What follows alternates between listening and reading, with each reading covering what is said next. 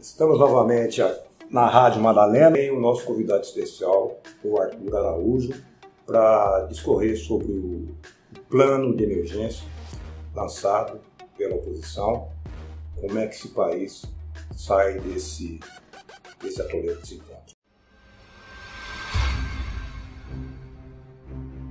Arthur Araújo é uma pessoa que tem conhecimentos profundos da economia, reflexões, estratégias, pensamentos que ajudam bastante a criar proposições e ideias que possam ser desenvolvidas. A gente sempre está à cata de sair da mesmice, que são as análises produzidas pelo mercado financeiro. É um bombardeio diário e parece que não existem alternativas que possam ser exploradas e muito mais benefício da sociedade do que essas que estão sendo feitas pelo governo.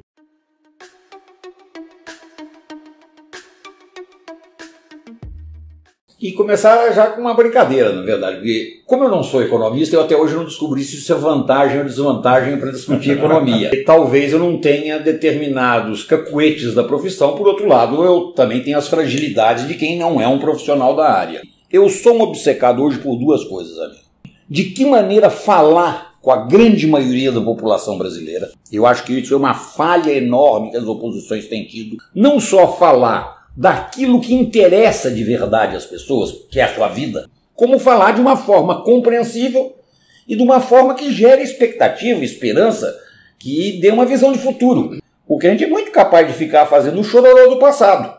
Todos nós, os brasileiros todos, passamos pelos horrores que nós estamos passando. Como pode ser diferente para diante? E a outra obsessão minha é como fazer isso no campo da economia. E aí, por felicidade, o partido ao qual eu sou filiado, que é o PT, começou a fazer isso, na verdade, provavelmente a partir de junho do ano passado. Isso se concretizou na primeira versão em agosto. Um plano emergencial de emprego e renda, que é baseado em duas ideias-chave. Primeiro, o emergencial. Além de qualquer grande mega projeto de longo futuro, um projeto estratégico que o Brasil precisa de um projeto nacional, claro, mas antes de mais nada ele precisa resolver uma emergência, que é a emergência da vida cotidiana. Então, o caráter do que foi definido é de um plano de aplicação muito rápida para ter efeitos rápidos e ser passível de ser feito no curto prazo. Mas essa é uma ideia-mãe. Para enfrentar a emergência, é solução de emergência, não é solução estratégica. É coisa que dá para ser feita no curto prazo e gera resultado na vida.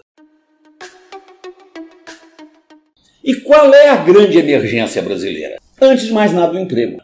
O desempregado não é só uma pessoa que sofre a carência material. Ele sofre uma profunda rejeição dada por si mesmo ao seu papel social. O desempregado cada vez menos respeita a si próprio, ele cada vez se refugia mais na sua casa, ele se sente um fracassado. Ou seja, o drama do desemprego, além do drama material, é um drama social, é um drama psicológico que nenhum país pode se dar o luxo de ficar com altas taxas de desemprego e subemprego ao longo de muito tempo, porque a sociedade desmorona. O foco principal do plano é como gerar no curto prazo empregos, como gerar renda para a maioria da população, que atividades têm que ser desenvolvidas, o que um governo tem que fazer no curto prazo para conseguir, pelo menos nesse campo da, vamos dizer, da economia imediata, uma virada de cenário, que é a condição mínima necessária para aí sim poder ter um plano de mais fôlego, pensar um futuro mais dilatado. Mas antes de mais nada é resolver um drama que hoje come a vida das famílias.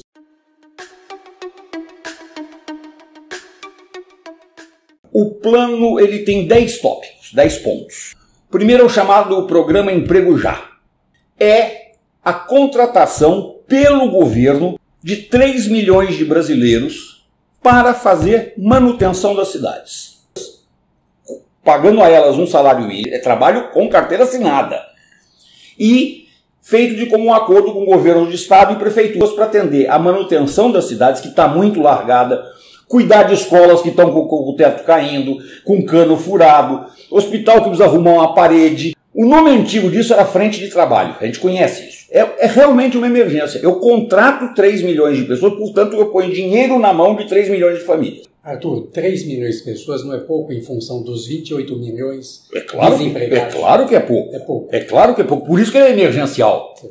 Ele busca atender dentro da capacidade financeira, e é uma coisa que até o Amir pode nos ajudar a pensar. O plano é ultraconservador.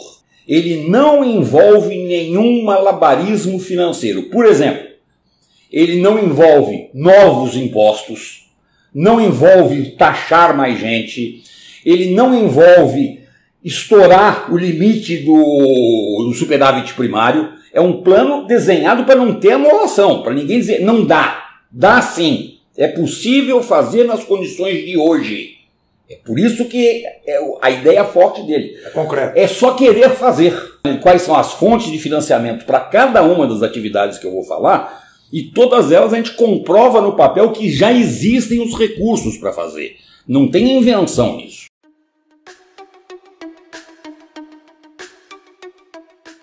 Então, o segundo ponto é a retomada das obras paradas. O Brasil, até esse número é discutível, mas tem algo em torno de 8 mil obras paradas, sem contar pequenas obras de municípios. Isso é um duplo problema. Você está deixando de atender as pessoas, porque não tem a estrada, não tem o posto de saúde, não tem a ponte, e o que está feito está deteriorando. Obra largada é obra que vai se perdendo. Então existe um desperdício do que já foi gasto. É possível gerar de 1 milhão a 1,5 milhão de novos empregos. O pacote todo do plano emergencial é de geração de 7 milhões de empregos, que é aproximadamente 60% do estoque de desemprego que existe hoje. E o número que você falou é verdadeiro, 28 milhões, mas isso envolve desempregados, subempregados, subutilizados e aqueles que estão em desalento. O problema, vamos dizer, quem não tem emprego mesmo, nenhum tipo, não está nem conseguindo fazer bico, não está no Uber, não está na bicicleta, não está pintando parede do vizinho, esses são aproximadamente 13 milhões hoje. Se numa tacada, em um ano, a gente resolve metade disso, a gente deu um salto nesse país sem tamanho. Até porque, quando você reempregar 7 milhões, o efeito disso na economia é multiplicador. Esses 7 milhões voltam a consumir e aí, naturalmente, sem precisar da ação governamental, vão se gerando os empregos que foram perdidos. Então, outro lado é esse, retomar as obras paradas. Terceiro ponto que eu julgo muito importante. Usar os bancos públicos para renegociar as dívidas das famílias. 60% das famílias brasileiras estão inadimplentes em alguma conta. E os juros as comem pela perna. Não é que o brasileiro deva muito. Em termos internacionais, nós devemos pouco, em proporção ao produto do país, à renda do país. Mas nossos juros para o consumidor, para a família, são tão escandalosos, cada um de nós sabe o quanto se paga de juros como pessoa física, que chega a comer 30% da renda mensal das pessoas. O tanto que é considerado limite para gastar com habitação está sendo comido por juros. E isso tem solução. Os bancos públicos, Banco do Brasil e Caixa Econômica, compram essas dívidas dos credores dessas pessoas e as refinanciam com um prazo longo e com juros compatíveis com os juros de hoje. E isso desafoga as famílias, dá tranquilidade, e isso repõe consumo na economia. Esse é o termo. E ao repor consumo, gera emprego. Gera arrecadação. E essa é a maravilha, exatamente, amigo. Como é que a gente resolve o problema das finanças públicas no Brasil? Esse pessoal que está aí tem mania de querer resolver isso no corta-corta. Tira, corta emprego, corta aposentadoria, corta gasto público, não compra mais remédio. Isso é a morte de um país. Você resolve o problema de finanças públicas arrecadando mais. E não precisa subir a alíquota de imposto obrigatoriamente. Claro que no Brasil tem muita falha na estrutura. Cobra-se muito do pobre e cobra-se muito pouco do rico. Mas sem entrar na discussão das alíquotas, o mero fato da economia crescer faz com que o governo arrecade mais. Você resolve o problema de déficit público pelo lado da receita. Essa é a forma virtuosa de fazer. Porque o lado da receita significa você está empregando mais gente, você está vendendo mais, as empresas estão lucrando mais, todo mundo sai ganhando. Quando você corta, Na verdade, você corta a própria receita do governo. Essa é que é a loucura desse pessoal. Se eu faço a economia cair, eu diminuo a tributação, então o meu déficit vai ser infinito. Porque a cada passo eu corto despesa, ao cortar despesa eu estou cortando demanda, então ninguém mais está vendendo, não vai pagar imposto, ninguém mais consome, não vai pagar imposto, ninguém mais está empregado, não vai pagar imposto, e automaticamente eu reduzi minha própria receita, eu fiz o contrário do que era a minha meta. Eu aumentei o déficit. Então a lógica do plano emergencial é sempre essa. O desafio do Brasil é demanda. Nós somos 210 milhões de pessoas. Isso é uma raridade no mundo. É impossível 210 milhões de pessoas não sustentarem uma economia saudável. E isso não é teoria. Nós vivemos isso. Principalmente no período que vai de 2005 a 2013 e 2014, isso foi provado na prática. Ponha dinheiro na mão do povo, que esse dinheiro volta para todo mundo. Ele volta como imposto para o governo, ele volta como lucro para o empresário e ele volta como bem-estar e qualidade de vida das famílias. Essa é a lógica que o plano desenvolve.